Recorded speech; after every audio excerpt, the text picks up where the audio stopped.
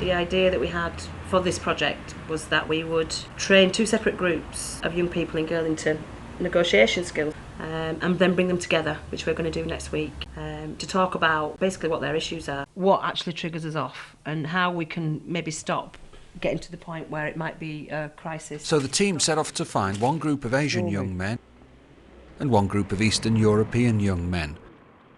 I don't think it's just in Girlington or even just in Bradford or even just these 2 groups. There are some particular issues around how young people, different groups of young people, engage with each other. Young lads might not want to just sort of sit there and answer questions, but if you get them to, I don't know, get them sort of engaging in doing some drawing, doing some graffiti, which they think is cool, so they're going to be more open to discussion when they're sort of busy doing something. It's in everybody now. But the reason we're doing this is we're doing some people's names. A-double-K-Y. How do you know each other? They live around the area. They are really eager to talk, but on their own terms and in the place which they know, actually. But when you asked us why we were filming that, it's because people have been saying there's not enough to do for young people. So. Yeah, if you make someone nice here, you see, then they'd be nice. Yeah, look at all that area there. That's all it is. If you make a park or something like that there, yeah. That'll be alright, don't it? But I mean, the issues is in all the communities same. You see, Asian or Slovakian or I mean Eastern European people or English, same issues. You see. But we've been going to the park down there and trying to just meet people and get talking about what the issues are and why people might be getting annoyed.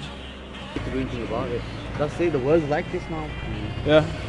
There's no way. But you can try though, can't you? Don't you think that the time might resolve it? You know? Time can only make it worse.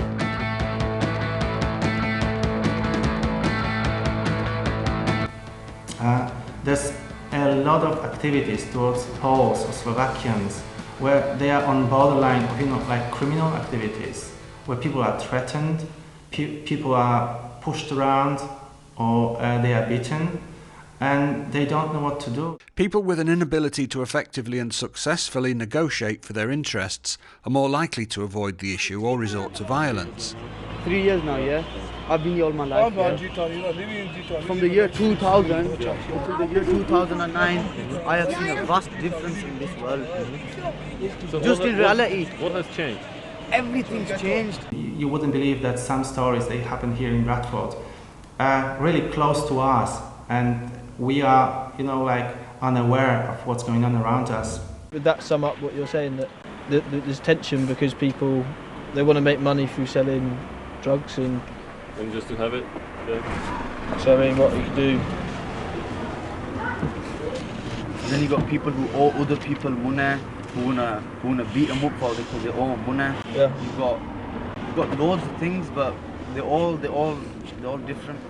How could you put something in a picture that would make you think stealing? Stealing? Image? Yeah. So maybe we could have the violence on that one, so the knives or the... Guns, knives and whatnot. I've got another pen, just give us another pen while Steve's doing that, innit? That's the only black. These alternatives to negotiation are often less effective and can damage a community's social capital. They can't go to police, they are too scared, too afraid because they are working illegally, or because they've done something else and they think, oh, it's illegal, or they may do something to me, police may lock me up in a prison. So there's a lot of us who are happy here, but there's plenty more who are very unhappy, and we need to find a way to help them. But when people are fighting with Eastern Europeans, is it just fists? Yeah. It's weapons as well. Weapons as well. I've got stopped by a European. How do you think it could be solved? You were saying that it couldn't get better. No, knife fitting and like guns and knives to knives. Aki. Draw knives at you. AK-47.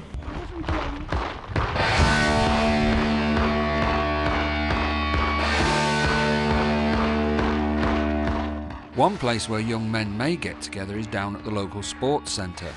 Here the issue isn't just about negotiation, but about basic language difficulties. Even if they can't play football, they still come at least like because not everyone there plays football properly. When they come like 17 and stuff like that, they don't have enough time to learn the language from primary school and stuff like that. Because like the little kids will probably start in year 1, or by the time they're in year 6 to be alright in English, then they get to know other people in secondary school and stuff like that.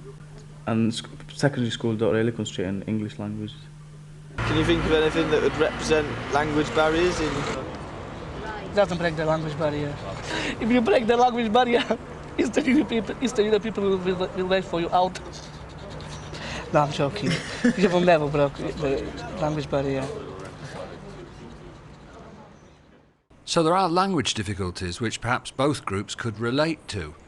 But some difficulties are unique to each group. Some Eastern European people come in here and stay for a while, for example 2-3 years.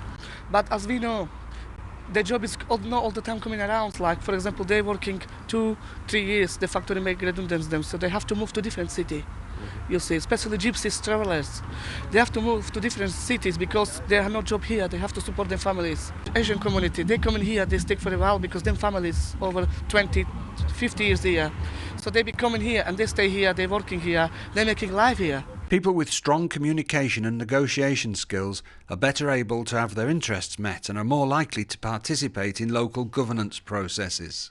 My story, the story of my life in England would be very different to what most Poles would say. I came here in 2004 as a single person. I was quite interested in England. I wanted to see what it's like to be here, to live and work here. And it turned out to be very, very good.